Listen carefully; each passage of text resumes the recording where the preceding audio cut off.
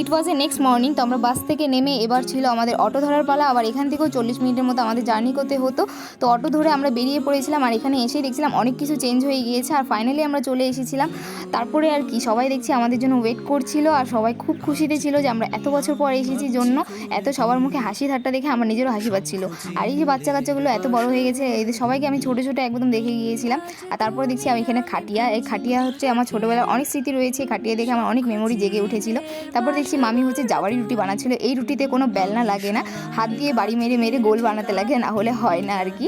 তো অনেক ভালো লাগছিল দেখতে। তারপরে দেখি যে যখন বানানোর সময় ভিজা হচ্ছে কাপড় দিয়ে এটাকে নাকি জল দিয়ে ভিজাতে লাগে, তাহলেই নাকি এটা নরম হয়, না হলে হয় না। তো এই আলতো হাতে সব কিছু করছিল, আমার খুব ভালো লাগছিল দেখতে। আমাদের এখানে এমনটা হয় না। দেখি খুব সুন্দরভাবে একটা রুটি তৈরি হয়ে গেল।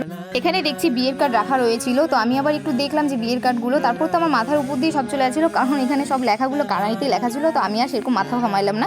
তারপর দেখছি সবাই বসে বসে গল্প করছিল। আর দুপুরবেলার দিকে মামা হচ্ছে তরমুজ নিয়ে এসেছিল, জন্য আমি তরমুজ খেলাম, কারণ এখানে প্রচুর গরম পড়েছে। আমি একটু ছাদে গিয়ে দেখছিলাম যে ছাদটা অনেক বড় হয়ে গিয়েছে। তারপরে দেখি যে একেবারে ছাদের থেকে এত লোকজন, কারণ এখানে একজন মারা গিয়েছিল জন্য এত ভিড় হয়েছিল। আর এখানকার একেবারে নিয়মই আলাদা যে বাজনা বুজনা নিয়ে আসে তার জন্য। তারপর আমি আর মা বেরিয়ে পড়েছিলাম যে ওখানে হচ্ছে একটু বাইরে গিয়ে দেখে আসি জন্য। এখানে দেখি প্রচুর ভিড় হয়েছে। আর এখানে দেখছিলাম যারা মারা যায় টাকাগুলো নিয়ে লাফালাফি করে, একটা খেলা মতন হয়, সেটা দেখতে আমার খুব ভালো লাগছিল।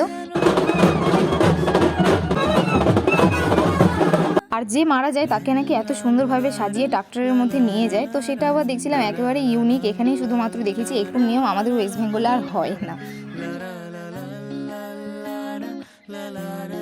আমি আসছিলাম এখানে ভিডিও এডিটিং করতে, তো এরা এসে দেখি যে এখানেও চলে এসেছে, আমাকে একা কোথাও ছাড়ছে না।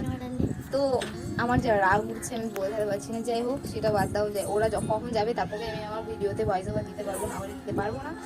তো দেখো আমি এখনো ভিডিও করছি, তারপরেও এই যে এরা চলে এসেছে, দেখো। So editing. আর এদের খেলা দেখে তো আমার ছোটোবেলার কথা মনে পড়ে গিয়েছিল, অনেক স্মৃতি ছিল আমাদেরও। তারপর পেয়ে গিয়েছিলো খিদা, তো আমি চলে গিয়েছিলাম ম্যাগি বানানোর জন্য। তারপর ম্যাগি নিয়ে আমি আর ভাই মিলে চলে এসেছিলাম ছাদে। তো সেখানে এনজয় করতে করতে আমরা খাচ্ছিলাম। তারপর হয়ে গেছিলো সন্ধ্যা, তো একটু ভেবেছিলাম একটু বাইরে গিয়ে ঘুরে আসি। তো সেখানে ঘুরতে চলে গিয়েছিলাম। আর এখানকার স্ট্রিট ফুডগুলো একদমই আলাদা ছিল, ইউনিক টাইপের, যার জন্য গিয়েছিলাম আমি গোবি ধোসার জন্য। আমাদের ওখানে পাওয়া যায় জানার জন্য আমি এখানে গোবি ধোসা খেতে চলে গিয়েছিলাম। তো তাহলে চলো আজকের জন্য এতটাই ছিল, চলো টাটা বাই বাই।